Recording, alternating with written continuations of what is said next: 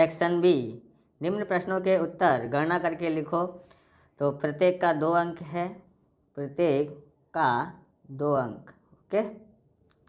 अब यहाँ पर है 17वां सवाल, द्विघात बहुपद 7y की 2 घात माइनस 11y माइनस 2/3 के शून्यक ज्ञात करो तथा उनके शून्यकों के गुणांकों के बीच के संबंध की सत्यता की जांच कीजिए। तो सबसे पहले हम लोग यहाँ पर सवाल को करते हैं। तो क्या आएगा, यहाँ पर लिखते हैं 7y की 2 घात माइनस 11/3y माइनस 2/3 का शून्य ज्ञात करते हैं। सबसे पहले जिसके बट्टे में 3 नहीं है तो उसके बट्टे में 3 से गुणा कर देते हैं, बराबर। इसमें किससे गुणा करते हैं, हर समान करने के लिए करना पड़ता है ना, नीचे और ऊपर 3 का गुणा। तो इस तरह से 7 तिया 21y की 2 घात, यहाँ 11y हो जाता है, यहाँ पर 2 बट्टे में कितना हो जाता है 3 बराबर 0। अब हम लोग क्या करते हैं, 21y की 2 घात माइनस 11y माइनस 2 बराबर 0। ये 3 इधर गुणा में जाएगा तो 0 से गुणा होगा तो 0 ही हो जाता है। अब गुणा करने पर हम लोग 21 और 2 का गुणा करते हैं, 21 दूनी 42, गुणा करने पर 42 आना चाहिए और घटाने पर कितना आना चाहिए, 11 आना चाहिए। तो हम लोग देखते हैं 14 × 3 = 42 होता है। ओके। और अब माइनस 14 रखते हैं और प्लस का 3 रखते हैं तो माइनस का 11 आ जाता है। तो हमने यहाँ पर देखा 21y की 2 घात, ये रफ काम के लिए समझाने के लिए यहाँ पर पहले आ जाएगा ये 14y और माइनस प्लस का 3y, बराबर। इसके हो गए टुकड़े। अब ये लास्ट वाला हमको ऐसे ही लिखना है, तो पहले वाला और लास्ट वाला लिखना है, खाली बीच वाले को इस तरह से लिखना है। तो अब रब ने बना दी जोड़ी। अब कितने के पाड़े में दोनों आते हैं, 21 और 14, तो 7 के पाड़े में आता है, y भी कॉमन आ जाता है। तो 7 तिया 21y और 7 दूनी 14, कुछ कॉमन नहीं आता यहाँ से यहाँ तक में, तो एक कॉमन लेना है। 3y माइनस 2 बराबर 0। अब यहाँ से यहाँ तक क्या कॉमन आता है, तो 3y माइनस 2 और यहाँ पर कौन बाकी रह गया, 7y रह गया और प्लस 1 रह गया है, बराबर 0 रखने का है। ओके। उसके बाद हमको यहाँ लिखना है 3y माइनस 2 बराबर 0 और 7y प्लस 1 बराबर 0। 3y बराबर ये उधर जाता है तो प्लस का, और 7y ये उधर जाता है तो माइनस का 1। तो y बराबर यहाँ पर आता है 2/3। ओके। और यहाँ पर y बराबर -1 ये भाग में चला जाता है, y बराबर 1/7। तो ये हमारा अल्फ़ा है 2/3 और बीटा क्या आया है, बीटा है -1/7। ओके। अब हम संबंध की जांच करते हैं। सबसे पहले लिखते हैं शून्यकों का योगफल। योगफल क्या होता है, अल्फ़ा प्लस बीटा। तो अल्फ़ा कितना है, तो अल्फ़ा हमारे पास है समझ लो कि 2/3 और बीटा कितना है, प्लस -1/7 है। तो हर समान करने के लिए क्रॉस गुणा करना पड़ेगा, तो क्रॉस गुणा करते हैं। 7 दूनी 14 प्लस माइनस माइनस 3 एकन 3 बट्टे में 3 सत्ते 21 बराबर कितना होता है, कितना बचेगा, यहाँ पर 11 बचेगा। यहाँ पर यहाँ लिखते हैं 11/21। अब हम लोग यहाँ पर ध्यान रखते हैं क्या करना है, तो हमको यहाँ पर सूत्र लिखना है क्या, यहाँ लिखते हैं y का गुणांक बट्टे में y की 2 घात का गुणांक। y का गुणांक देखते हैं तो यहाँ पर है, ये रहा y का गुणांक कितना है, -11। तो ये माइनस, ये सूत्र है तो माइनस बराबर -11 बट्टे में y स्क्वायर का गुणांक, तो y स्क्वायर का गुणांक देखते हैं तो ये है 21, यहाँ लिखते हैं 21। तो कोई माइनस माइनस करेंगे तो प्लस हो जाता है कि नहीं हो जाता है, बोले हाँ बराबर है, सत्यता जांच हो गई है। अब हम लोग यहाँ पर करते हैं शून्यकों का योगफल और गुणनफल, गुणांक या गुणनफल। ओके। क्या होता है, अल्फ़ा गुणा बीटा। अल्फ़ा कितना है 2/3 और बीटा कितना है -1/7। ओके। गुणा कर देते 2 एकन 2 3 सत्ते 21। संबंधों की जांच करते हैं हम। यहाँ पर एक थोड़ा छोड़ देने का गैप, तो अचर पद बट्टे में क्या आता है, वाई स्क्वायर का गुणांक। अचर पद यहाँ देखते हैं तो इसका अचर पद है -2, तो यहाँ पर आ जाता है -2 बराबर। और कितना है, बाई की 2 घात का है यहाँ पर 21, तो 21 देखो हो गया ना, वही सूत्र है कि नहीं है। तो हमने इस तरह से ये 2 बार लिख दिया, आप एक बार लिख सकते हैं। तो आप इस तरह का वीडियो देखना चाहते हैं तो पेपर नंबर 1 और 2 का लिंक डिस्क्रिप्शन में, पेपर नंबर 3 की डिस्क्रिप्शन में लिंक दिए, वहाँ से आप देख सकते हो। चैनल पर नए, चैनल को सब्सक्राइब कर सकते हो। और आप हमको हिंदी मीडियम के काला असाइनमेंट का सॉल्यूशन कराने वाला एकमात्र चैनल है, तो इसको आप ज़्यादा से ज़्यादा शेयर और लाइक करें, कमेंट करें, जिससे हमारा आपके प्रति और भी वीडियो बनाने की प्रेरणा जागृत हो। अथवा वाला है, यदि बहुपद px x² minus x minus 30 के शून्यक अल्फ़ा और बीटा हो, तो ऐसी द्विघात बहुपदी ज्ञात करो जिसके शून्यक 2 माइनस अल्फ़ा और 2 माइनस बीटा हो। तो सबसे पहले हम लोग इसका शून्यक ज्ञात करते हैं बराबर। तो गुणा करने पर 30 आना चाहिए और घटाने पर 1 आना चाहिए, तो 6 पंचे 30 होता है, ओके। और -6 + 5 जोड़ते हैं तो माइनस का 1 आता है, घटाते हैं तो यहाँ पर लिखेंगे x² माइनस 6x आएगा, फिर कितना आता है प्लस का 5x माइनस 30 बराबर 0, ओके। अब रब ने बना दी जोड़ी, x कॉमन आता है, यहाँ रह जाता है x माइनस 6, यहाँ 5, यहाँ x 5 6 30 हो जाता है बराबर 0। x माइनस 6 और x प्लस 5 बराबर 0, तो x माइनस 6 बराबर 0, अथवा या और x प्लस 5 बराबर 0। x बराबर ये उधर जाता है तो प्लस का हो जाता है, और x बराबर ये उधर जाता है तो माइनस का 5 हो जाता है। तो ये आया अपना अल्फ़ा बराबर 6 और बीटा बराबर अपने पास आया माइनस का 5। फिर आगे करते हैं हम लोग। अब अपने ज्ञात करना है जिसके शून्यक 2 माइनस अल्फ़ा हो और 2 माइनस बीटा हो, ऐसी शून्यक ज्ञात करना है, यानी बहुपदी ज्ञात करना है। तो हम लोग ज्ञात करते हैं। यहाँ पर सबसे पहले हम लोग लिख देते हैं यहाँ पर x बराबर 2 माइनस अल्फ़ा और x बराबर 2 माइनस बीटा, ओके। अब यहाँ पर ज्ञात करते हैं x बराबर 2 लिखते हैं, यहाँ पर अल्फ़ा कितना आता है, तो अल्फ़ा आ जाता है यहाँ पर कितना दिया था 6, तो हम लोग यहाँ 6 लिख देते हैं। और 2 माइनस बीटा कितना है, तो माइनस का 5 है। यहाँ x बराबर कितना आ जाता है, माइनस का 4 आ जाता है, ओके। x बराबर -4, और यहाँ पर x बराबर 2 प्लस का 5, मतलब x बराबर 7, यहाँ x बराबर माइनस का 4 है, ओके। उसके बाद क्या करते हैं, तो हमको ये प्राप्त हो गए हैं, क्या है ये 2 शून्यक प्राप्त किए हैं, यहाँ पर 2 शून्यक हमने प्राप्त कर लिए। अब हम लोग क्या ज्ञात करते हैं, बहुपद ज्ञात करते हैं। तो यहाँ लिखते हैं, ये अपना बहुपद का सूत्र है, alpha plus beta, okay, x plus alpha गुणा बीटा, ओके। अब यहाँ पर 0 लिख देने का है, तो kx², यहाँ पर अल्फ़ा बराबर यानी एक अल्फ़ा मानो तो माइनस का 4, इसका प्लस का 7, x यहाँ आता है माइनस का 4 गुणा बीटा बराबर 7 बराबर 0, ओके। तो kx², इसमें से इसको घटाएंगे तो 3x आ जाता है, 7 चौक 28 माइनस का आ जाता है क्योंकि ये माइनस का है। तो इस तरह से हमने वो बहुपद ज्ञात कर लिया है, ओके। अब हम 18वां सवाल देखते हैं।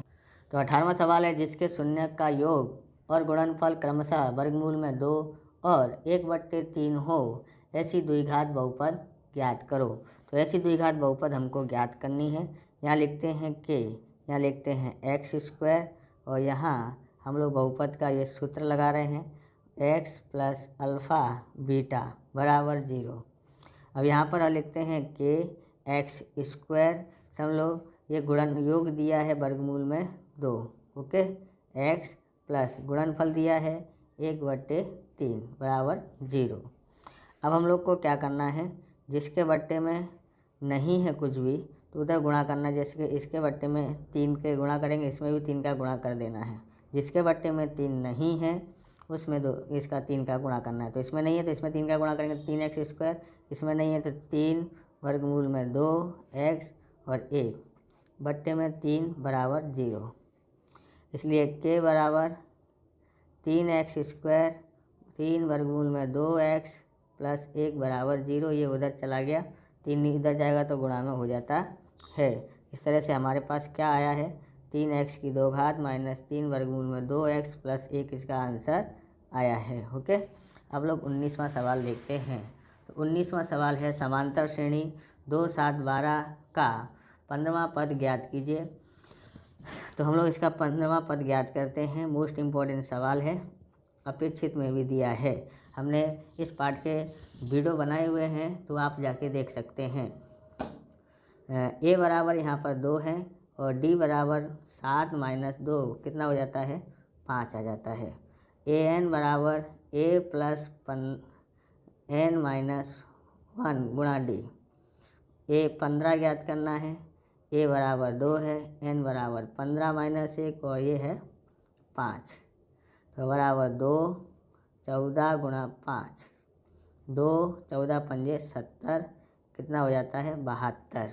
ओके, अगला सवाल देखते हैं।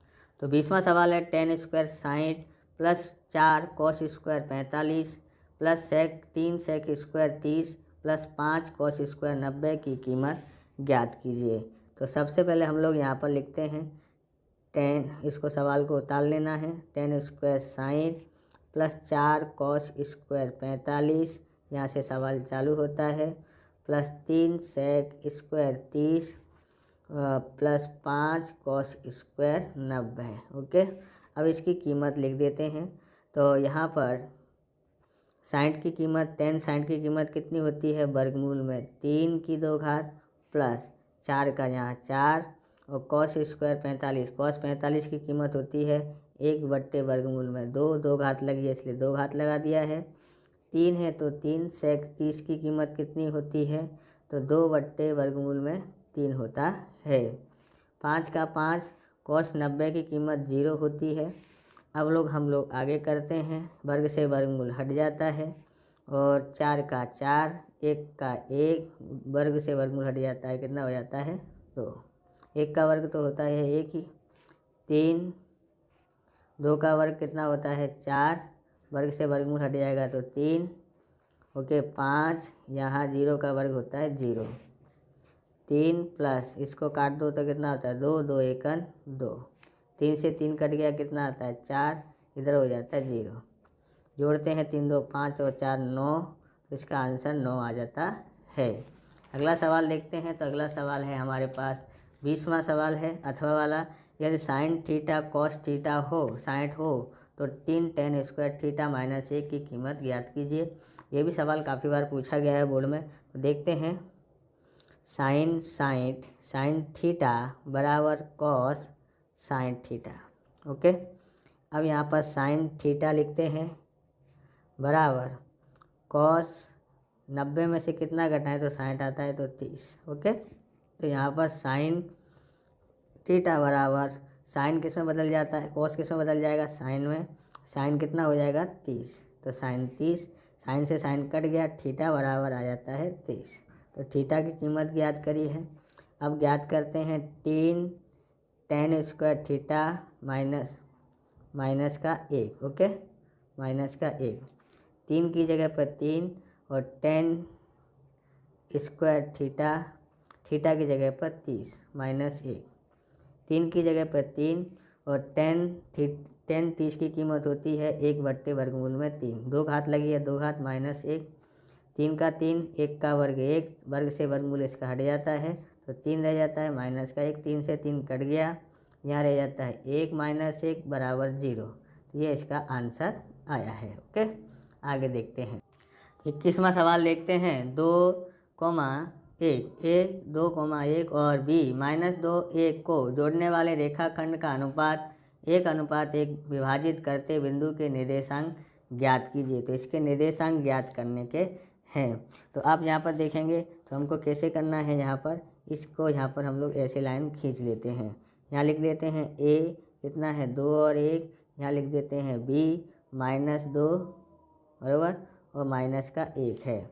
तो यहाँ पर हम लोग लिखते हैं x1 बराबर 2 और y1 बराबर 1। ऐसे ही x2 बराबर -2 और y2 बराबर -1 होता है। यहाँ m1 m2 होता है, m1 और यहाँ m2 अनुपात दिया है 1:1 दिया है। यहाँ इस बिंदु के याम ज्ञात करने के हैं, p x y ज्ञात करने का है। तो निर्देशांक ज्ञात करते हैं, सूत्र लिखते हैं। विभाजन का सूत्र है तो x, y, सूत्र क्या है m1 x2 m2 x1 1 2, देखो mx 1 2 2 1 ऐसे याद कर लेने का है, m1 + m2। ऐसे ही y का तो m1 तो y2, m2 तो y1 बट्टे में m1 + m2, ये इसका सूत्र है। तो ध्यान से कीमत लिखना है, नहीं तो गड़बड़ हो जाती है। m1 1 है, ओके। अब x2 कितना है, तो x2 हमने देखा यहाँ पर -2 है, ओके। कितना है 2 प्लस m1 कितना है, तो m1 तो 1 ही है। x1 कितना है, तो x1 है 2, तो 2 लिख दिया बट्टे में m1 भी 1 m2 भी 1। अब y का ज्ञात करते हैं। m1 है 1, y2 कितना है, तो y2 ये रहा -1 है, ओके। और प्लस m2 1 है, y1 कितना है, तो y1 1 है बट्टे में यहाँ पर 2 लिख देते हैं। 2 एकन 2, 2 एकन 2, 1 और 1 2, ओके, कॉमा आ गया। 1 एकन 1, 1 एकन 1 बट्टे में 2। अब हम आगे करते हैं। यहाँ पर आता है 0 बट्टे में 2, यहाँ भी 0 बट्टे में 2 और 2 भाग देंगे तो 0 और 0 निर्देशांक आते हैं, यानी p x y का निर्देशांक 0 0 है। आगे सवाल करते हैं। तो 22वां सवाल देखते हैं। 15 मीटर ऊंचा एक मीनार के पाद बिंदु से 15 मीटर दूर है। जमीन पर एक बिंदु से मीनार के शिखर का उन्नयन कोण ज्ञात कीजिए। तो हमको उन्नयन कोण ज्ञात करना है। कैसे ज्ञात कर सकते हैं, तो देखें 15 मीटर ऊंचा एक मीनार है, तो ये हमारा 15 मीटर ऊंचा मीनार हो गया है, बराबर।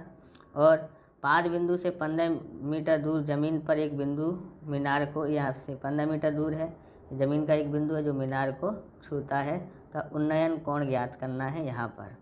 तो यहाँ आ जाता है, हम लोग यहाँ a b और यहाँ c लिख देते हैं। तो ये भी 15 मीटर दूर है, तो हम लोग लिखेंगे यहाँ से ए बी बराबर क्या है, तो यहाँ लिखेंगे मीनार की ऊंचाई है। और बी सी क्या है, मीनार की पाद बिंदु से दूरी है ना, कितना है 15 मीटर, ये कितना है 15 मीटर।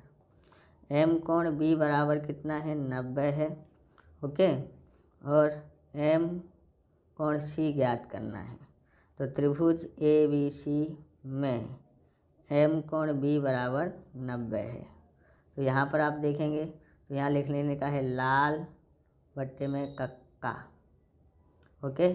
तो साइन का सूत्र है ये कॉस का और ये टेन का।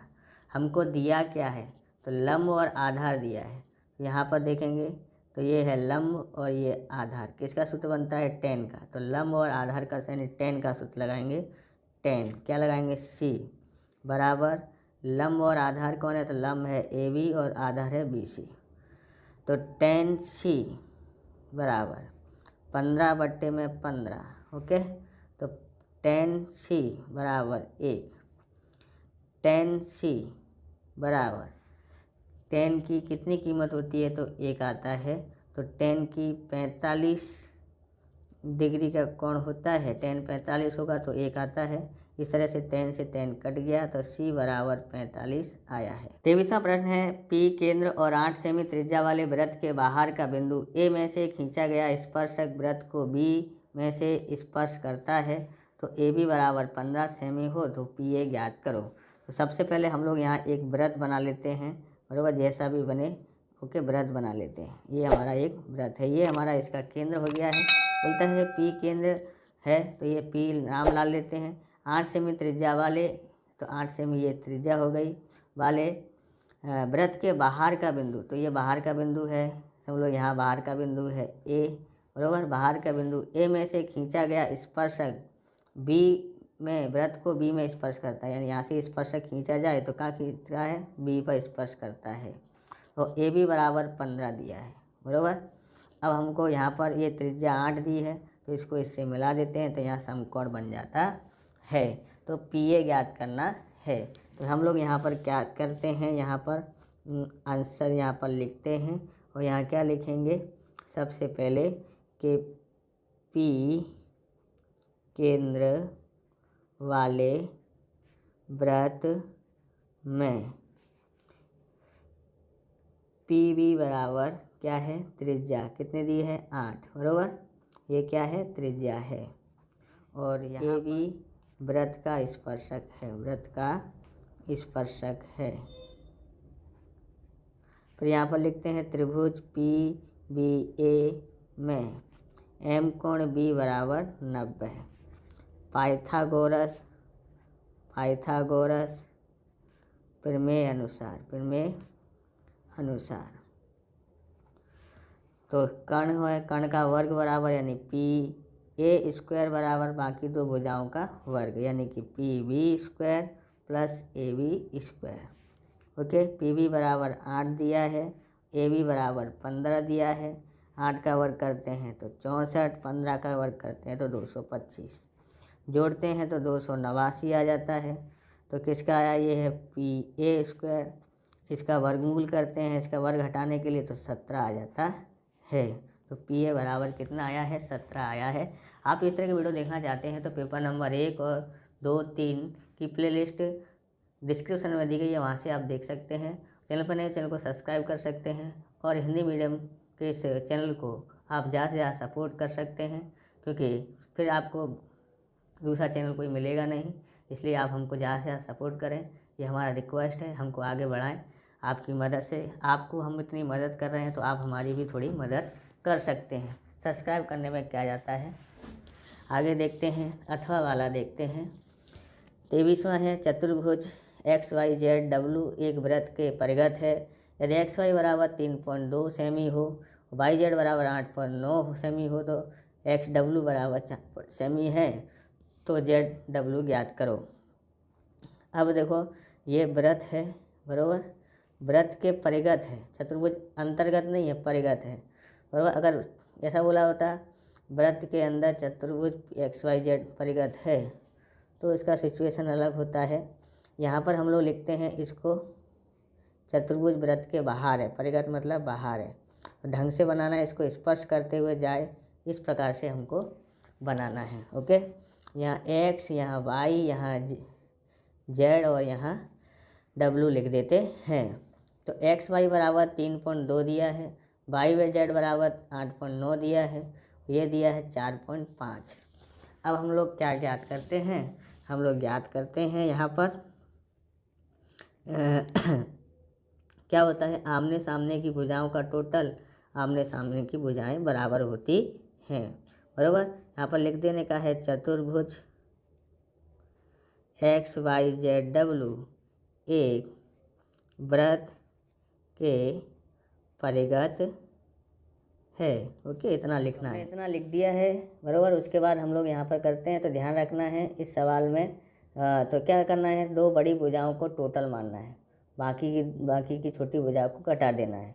तो हम लोग यहाँ पर देखते हैं दो बड़ी भुजाएं कौन सी हैं, तो YZ प्लस ZW बराबर क्या लिखेंगे, छोटी भुजा है XY और दूसरी कौन सी है, XW जो बाकी है।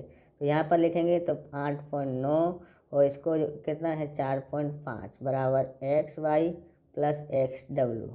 इसका टोटल करते हैं तो 4 इसका आंसर आता है। और इधर ओके, इधर हमने कुछ लिखा ही नहीं है, यानी एक्स वाई की जगह पर कितना लिखना था, 3.2 लिखना था। ओके, तो 3.2 यहाँ पर आ जाता है, यहाँ एक्स डब्लू रह जाता है। तो एक्स डब्लू बराबर 4 में से 2 गया तो 2 आ जाता है, 13 में से 3 गया तो 10 आ जाता है, 10.2 इसका आंसर आ जाता है। यहाँ देखते हैं 24वां, 5 सेमी त्रिज्या और 12 सेमी ऊंचाई वाले शंकु का आधार अर्धगोले आकार का है, उसकी कुल सतह का क्षेत्रफल ज्ञात कीजिए। पाई बराबर 3.14 लेना है। तो यहाँ पर ऊंचाई दिया, क्षेत्रफल बोला है, तो क्षेत्रफल का सूत्र होता है शंकु का पाई आर एल होता है। ओके, पर एल तो दिया ही नहीं, तो सबसे पहले हम लोग क्या ज्ञात करेंगे, एल ज्ञात करेंगे। तो एल स्क्वायर बराबर होता है R square plus H square. तो आर बराबर दिया है 5 सेमी, है ना, 5 सेमी दिया, एच बराबर 12 सेमी दिया है। तो 5 का वर्ग होता है 25, 12 का 144, जोड़ते हैं तो 169 आता है एल स्क्वायर। तो एल बराबर कितना हो जाता है, इसका वर्गमूल कर देते हैं तो 13 आ जाता है। अब हम लोग ज्ञात करते हैं किसका है, तो अर्ध गोले वाले शंकु का क्षेत्रफल, शंकु का क्षेत्रफल यानी कुल सतह का क्षेत्रफल। तो अर्धगोले का क्या होता है, पाई क्या होता है 2 पाई आर स्क्वायर, और इसका होता है पाई आर एल। तो हम लोग पाई कॉमन ले लेते हैं, आर कॉमन ले लेते हैं, यहाँ रह जाता है 2 पाई और यहाँ रह जाता है एल। ओके, 3.14 गुणा आर बराबर कितना है, तो आर बराबर है 5, 2 गुणा 5, एल बराबर आया 13। तो गुणा कर देते हैं या फिर अभी बाद में करते हैं एक साथ में। तो ये हो जाता है 10, 10 और 13 जोड़ते हैं तो 23 हो जाता है। ओके, अब हम लोग क्या करते हैं, 10 23 हो जाता है। ओके, तो हम लोग क्या करते हैं, गुणा कर देते हैं। ओके, कैसे गुणा करते हैं देखते हैं। तो 23 पंजे 115 होता है, 3.14 गुणा 115, और 115 का गुणा 3.14 से करते हैं तो हमने करके रखा है, कितना हो जाता है 361.1 cm की 2 घात होता है। इस प्रकार से इसको हो जाता है पूरा। अब हम लोग आगे के सवाल करते हैं, अथवा वाला है। तो अथवा वाला है, यहाँ पर 2 वृत्तों का व्यास का अनुपात दिया हुआ है। क्या दिया है, 2 वृत्तों के व्यास का अनुपात 8:14 हो तो उनके क्षेत्रफलों का अनुपात ज्ञात कीजिए। तो इनके क्षेत्रफल के अनुपात ज्ञात करते हैं। तो कैसे ज्ञात कर सकते हैं देखेंगे। तो सबसे पहले व्यास दिया है, तो व्यास बराबर 8:14। ओके, तो हम लोग त्रिज्या का अनुपात ज्ञात करते हैं, त्रिज्या। तो त्रिज्या का अनुपात कितना होगा, 2 से भाग दे देंगे तो यहाँ 4 और यहाँ 7 हो जाता है, यानी R1 बराबर 7 और R1 बराबर 4 और R2 बराबर 7 हो जाता है। उनके क्षेत्रफलों का अनुपात ज्ञात करते हैं, बराबर। तो वृत्त का क्षेत्रफल भट्टे में वृत्त का क्षेत्रफल बराबर क्या होता है, पाई आर स्क्वायर 1, ये इसको 2 समझो। तो पाई से पाई कट गया है, बराबर। R1 कितना है, तो 4 का वर्ग, और इसका कितना है तो 7 का वर्ग। 4 का वर्ग हो जाता है 16 और इसका 7 का 49 हो जाता है। इस प्रकार से तो क्षेत्रफलों का अनुपात 16 अनुपात कितना आता है, 49 आ जाता है। 25वां देखते हैं, किसी वर्गीकृत प्रेक्षण के लिए प्रचलित संकेतों में L बराबर 32, H बराबर 9, F1 बराबर 53 और F0 बराबर 43, F2 बराबर 27 हो तो उस माध्यक का बहुलक ज्ञात कीजिए। तो Z बराबर बहुलक का सूत्र Z है, तो L plus F1 minus F0 2F1 minus F0 और माइनस F2 गणा H बराबर L कितना दिया है तो 32 दिया है, F1 कितना दिया है तो 53 दिया है, F0 कितना दिया है तो 43। 2 F1 बराबर 53 है, F0 43 और F2 कितना है, F2 कितना है यहाँ पर देखेंगे तो F2 कितना है 27 है। ओके, F2 यहाँ पर कितना है 27 है, गुणा H कितना है तो 9 है। अब यहाँ पर 32 लिखते हैं, इसको में से इसको घटाते हैं तो कितना आ जाता है, 53 में से 43 घटाते हैं तो 10 आ जाता है। 2 तिया 6, 2 पंजे 10, और 43 और 27 जोड़ते हैं तो 70 हो जाता है। 32 प्लस 10 बटे में 30 गुणा 9, 0 से 0 कट गया, 3 त्रिक 9 बराबर कितना हो जाता है। तो यहाँ पर देखेंगे, सॉरी यहाँ 36 बचता है। ओके, 3 से काटना है तो काट सकते हैं, नहीं कटेगा, ये 10 हो गया है बराबर। यहाँ 106 में से 70 घटाएंगे तो 36 आता है। 9 1 का 9 और 9 चौक 36 हो जाता है। ओके, 9 चौक 36, यानी 32 प्लस कितना हो जाता है, यहाँ पर देखोगे तो हम लोग 4 से भाग देते हैं। यहाँ पर काट सकते हैं, 2 पंजे 10, 2 दूनी 4, फिर काट सकते हैं। काटना हो तो 2 दूनी 4, 2 पंजे 10। अब 2 से भाग देंगे तो कितना आता है, 2.5 आ जाता है। अब जोड़ते हैं तो 34.5 इसका आंसर आ जाता है। जेड बराबर इतना आया है। अगला सवाल देखते हैं। तो यहाँ पर लिया 26वां, पासे को एक बार फेंका जाता है तो विभाज्य संख्या मिलने की प्रायिकता ज्ञात कीजिए। तो अब यहाँ पर ज्ञात करते हैं। सबसे पहले पासे पर प्राप्त अंक बराबर 1 2 3 4 5 6। अब यहाँ पर लिखते हैं PA बराबर, सबसे लिखते हैं घटना A क्या दिया है, विभाज्य संख्या हो। तो विभाज्य संख्या कौन कौन सी विभाज्य संख्या है, एक को विभाज्य संख्या नहीं होते, यानी जो किसी के दूसरे के पाड़े में आता हो, स्वयं के पाड़े और एक के पाड़े को छोड़ करके। तो ये आता है 4 बराबर, 2 के पाड़े में आता है, और ये आता है 3 के पाड़े में और 2 के पाड़े में। तो विभाज्य संख्या कौन कौन सी हैं, तो ये 4 और 6 हैं, यानी घटना ए के परिणाम कितने हैं, 2 हैं। तो PA बराबर घटना ए के परिणाम बट्टे में कुल परिणाम। घटना ए के परिणाम कितने हैं, तो 2, कुल परिणाम है 6, क्योंकि 6 पासे होते हैं, 2 कर लिया, 2 1 2 2 3 6, इसका आंसर आ जाता है।